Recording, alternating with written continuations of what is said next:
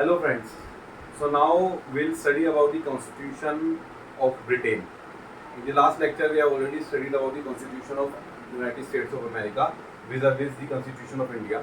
So now we'll study the comparison between the Constitution of Britain versus Constitution of India. Constitution of UK, or you can say Britain.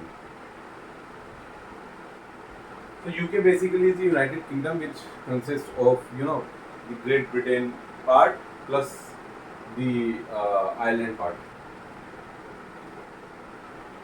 So UK is Ireland plus Great Britain. This you already know.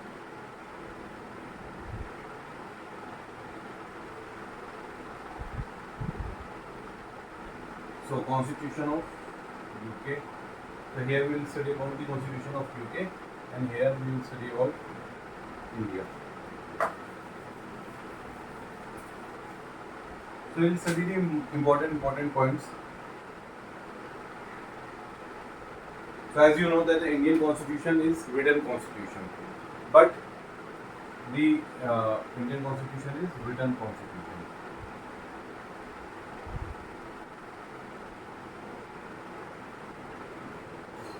While the UK Constitution is unwritten Constitution. As you know that Indian Constitution has been written by our forefathers, by the Constituent Assembly of India, and adopted by the Constituent Assembly on 26 January 1950. Adopted on 26 November 1949, well, came into force on 26 January 1950. While the Constitution of Britain, UK, is unwritten. Unwritten means कि कोई भी article लिखा हुआ नहीं है, कुछ भी लिखा हुआ नहीं है, तो ये किस तरीके से गवर्न होती है country? So mostly it is unwritten. So mostly it is govern by the written laws, conventions, written legal documents. ठीक है, written laws, conventions, some written documents plus judicial decisions.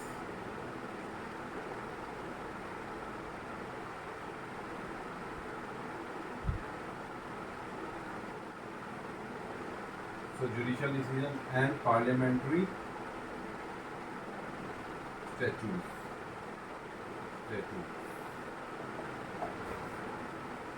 तो ब्रिटेन में कोई भी कॉन्स्टिट्यूशन, पूरा constitution लिखा हुआ नहीं है, अनरिटन कॉन्स्टिट्यूशन है. लेकिन जो भी कानून यहाँ पे बनाए गए हैं उनके माध्यम से कन्वेंशंस जो हो गई हैं, जो धीरे धीरे अडॉप्ट होती और चलते जैसा हम जो कहते हैं कि जो पुराने ज़माने से चलती आ रही हैं जो कन्वेंशंस, वो कन्वेंशंस, लीगल डॉक्यूमेंट्स, जो कानूनी दस्तावेज हैं, जो जुडिशरी ने वहाँ डिसीजन दिए हैं, पार्लियामेंट्री स्टैट्यूट, जो पार्लियामेंट में कानून बन रहे हैं, बेसिकली इनके हिसाब से वहाँ पे गवर्न किया जाता है कंट्री. तो बेसिकली कॉन्स्टिट्यूशन रिटन नहीं है, बट इनके हिसाब से गवर्न किया जाता है. So they are the main principles, main major principles of governance.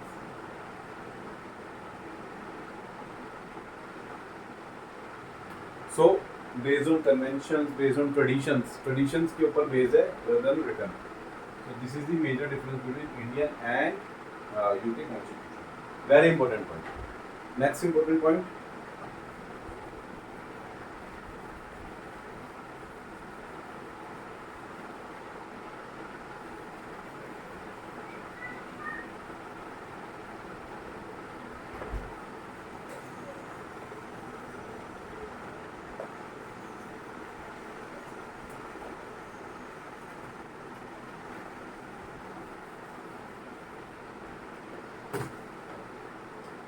UK constitution is, you can say, evolutionary, while Indian constitution is not evolutionary. Already लिखा हुआ है, बस ये है कि आप अमेंडमेंट करते हैं. ऑलरेडी रिटन कॉन्स्टिट्यूशन में आप अमेंडमेंट करते हैं. वाइल ये इवोल्यूशनरी क्यों है? क्योंकि इसकी ग्रोथ हो रही है, daily it is growing day by day, based on the statutes, based on the laws, based on the convention. So it is growing day by day, है ना, gradual growth and development. So can say because it is unwritten, so gradual growth and development हो रहा है इसका, and development. That is not evolution. That is very simple. Then next important point.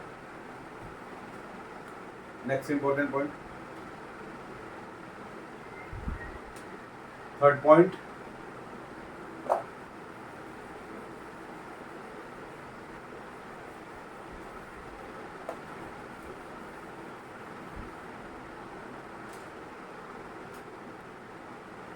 Flexible.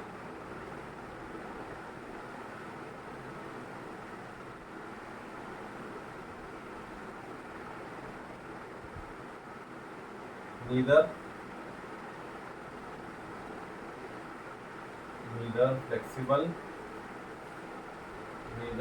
flexible nor rigid.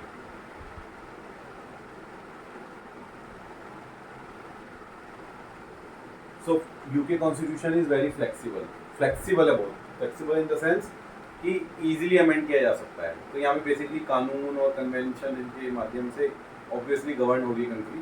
तो अगर कुछ भी change करना है तो एक इजीली तो सिंपल मेजोरिटी से आप अमेंडमेंट कर सकते हो. Simple majority, amendment by simple majority से, amendment by simple majority. While हमारे यहाँ तो आपको पता ही है कि बहुत सारे आर्टिकल्स ऐसे हैं जो कि सिंपल मेजोरिटी से किए जाते हैं, बहुत सारे स्पेशल से, और बस बहुत सारे special with ratification of the state. So we have constitution which is neither flexible nor rigid, so it is combination of both. Well, here it is too flexible, it is very flexible so that it can be amended by a simple law, and here no distinction made between simple laws, yeah, you can say ordinary laws and constitutional laws. Well, हमारे यहाँ तो distinction है ही, obviously you know it. Ordinary laws को president return कर सकता है, while constitutional amendment laws को president can not return. So there is a difference between the ordinary law and constitutional law in India, while there is no difference between ordinary law and constitutional law in UK. Difference exists between ordinary and constitutional law. That is another important point. Next point, fourth point.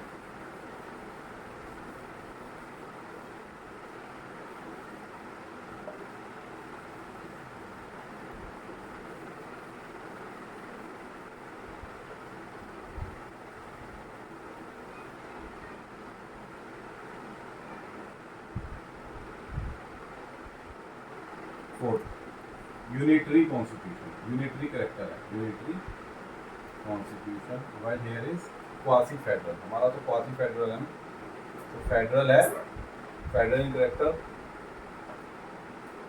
unitary in spirit, quasi federal.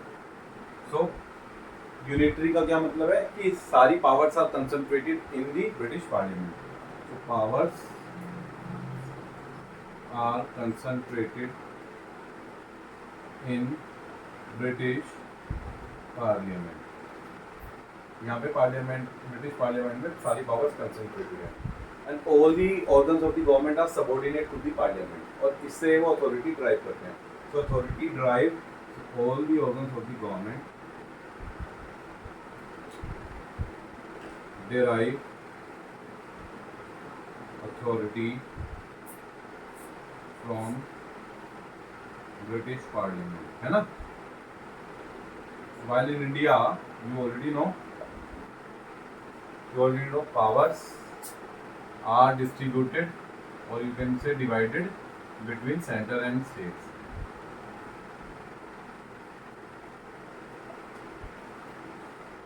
All three organs of government are independent, है ना.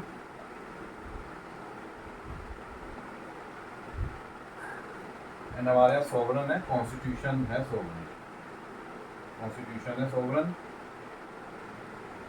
इनका sovereign क्या है, parliament, British parliament is sovereign.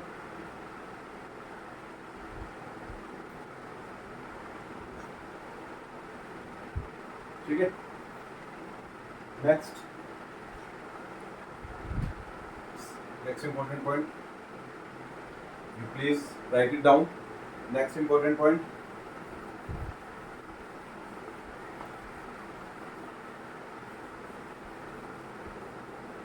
Similarity है parliamentary form of government.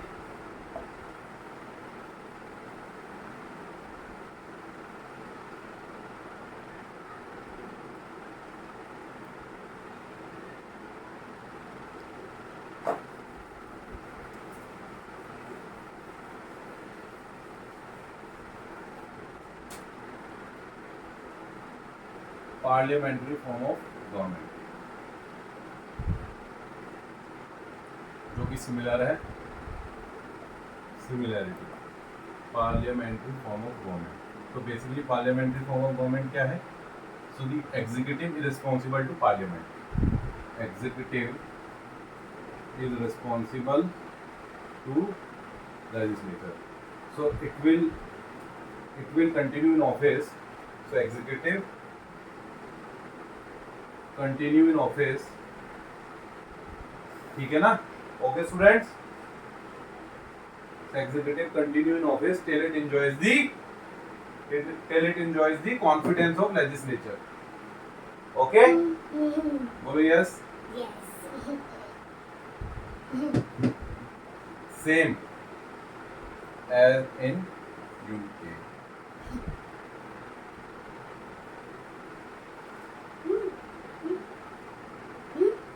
And all the decisions so all the decisions by the government are taken in the name of the king. Here all the decisions are taken in the name of the president. यहाँ president है या king है, ये आपको पता है. Then sixth point,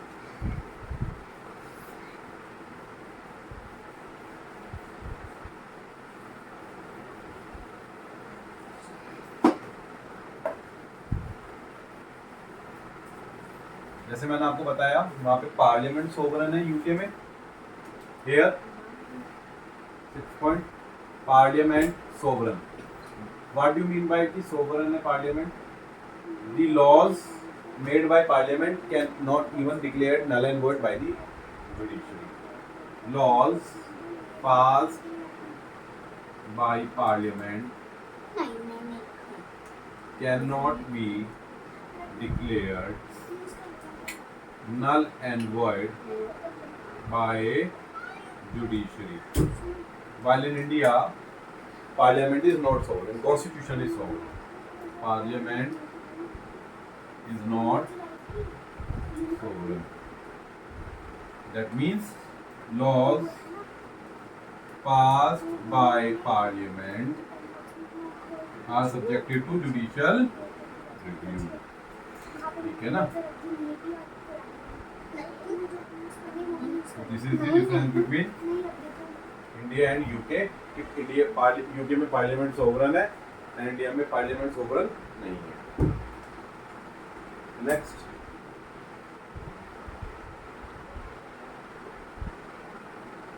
seventh point,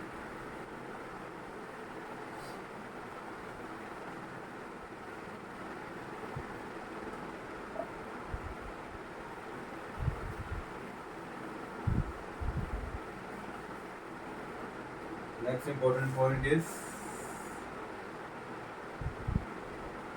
rule of law, जो हमारे यहाँ भी है. रूल ऑफ लॉ यानी कि no person is, what does it mean? No person is above the law of land, है ना? All persons are subjected to ordinary laws of land. No person is punished except a breach of law. Same. Same है, but एक difference है. इधर Constitution is result of the rights of people. मतलब constitution people के right, अधिकारों का एक संगठन है. मतलब एक डॉक्यूमेंट है विच इज दी, वो बनता कैसे है? जब राइट्स, अधिकारों को privacy, that means primacy to the rights of people, but हमारे यहाँ कॉन्स्टिट्यूशन ही सोर्स है राइट्स का, is the source of rights of people, है ना। ये डिफरेंस है, वहाँ पे कॉन्स्टिट्यूशन बनता है लोगों के अधिकारों के द्वारा, यहाँ पे कॉन्स्टिट्यूशन से अधिकार इमिनेट होते हैं लोगों के। So this is the major difference between the A B Diceys. तो A B Dicey is rule of law है, एबी डाइसी का ये कंसेप्ट है rule of law. Next point, 8th point,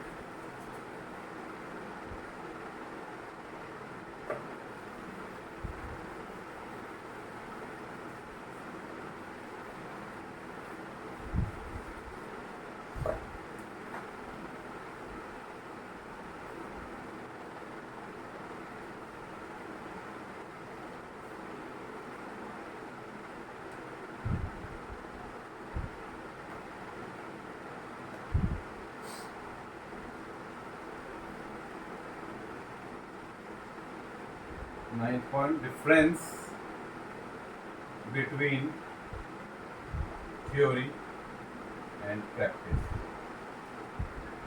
9, no difference between theory and practice. What does it mean?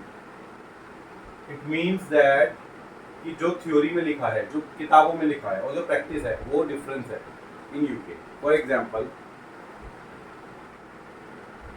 जो king queen है वो veto नहीं कर सकती, can not veto bill pass by parliament, pass by parliament. In practice, while in theory he can do so, while in theory he can do so, while in India president has veto powers which are written in constitution, constitution में ही लिखी है veto powers, ठीक है। तो theory और practice पे difference है UK में। ऐसे और भी एग्जांपल्स हैं, बट एक एग्जांपल आप ये लिख सकते हैं। उसके अलावा next point,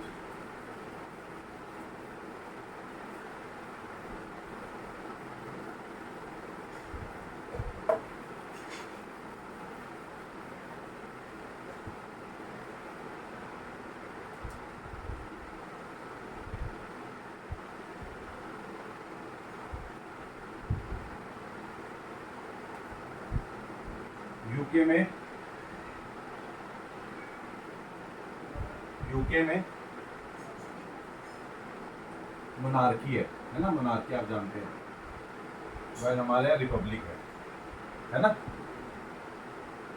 what is the difference between monarchy and Republic? तो यहाँ पे जो हेड ऑफ स्टेट है which is king and queen is not elected by people, is not elected by people. यहाँ पे पीपल के द्वारा इलेक्ट नहीं किया जाता है head of state,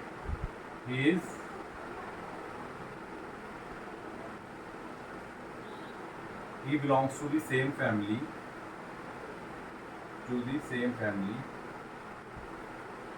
and it is family's prerogative, it is king queen prerogative to appoint the head of state, है ना। while यहाँ पे अपॉइंट होता है, रिपब्लिक मतलब head of state is indirectly elected by people, is indirectly elected by people, this is Republic. Indirectly elected, हमारे यहाँ elect होता है head of state which is president, but वहाँ पे एक ही फैमिली से बिलोंग करता है। This is the important difference in UK and India.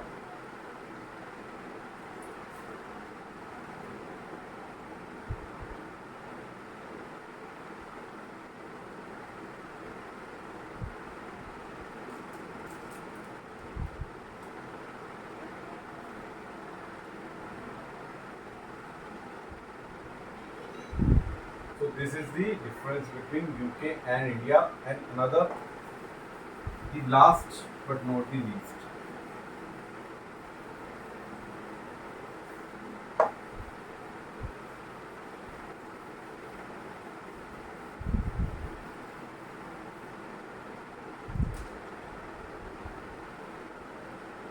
Role of conventions, ये मैंने आपको बता दिया है, कन्वेंशंस का रोल है, but no role of conventions, है ना।